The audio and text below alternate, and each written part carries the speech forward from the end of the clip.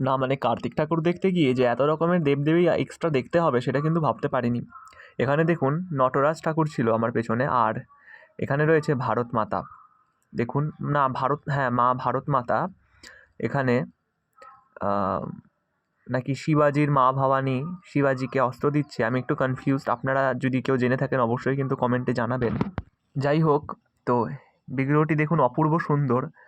এখানে রয়েছে বাবা সদাশিব, অপূর্ব সুন্দর ভোলে বাবা সদাশিব হিসেবে রয়েছে এখানে। কি সুন্দর দেখুন, শিব পুজো হয়েছে এখানে, মানে কার্তিক পুজোতেও এই সব দেবদেবীর পুজো এখানে হয়ে থাকে। শুধুমাত্র যে কার্তিক পুজোই হবে তার কোনো মানে নেই।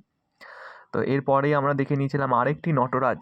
দেখুন কি সুন্দর নটরাজ, এক পাশে রয়েছে বিষ্ণু নারায়ণ, আর আরেক পাশে রয়েছে ব্রহ্মা, আর মাঝখানে রয়েছে নটরাজ ঠাকুর বা নটরাজ শিব, সে যে যাই বলুক, অপূর্ব সুন্দর লেগেছে আমার।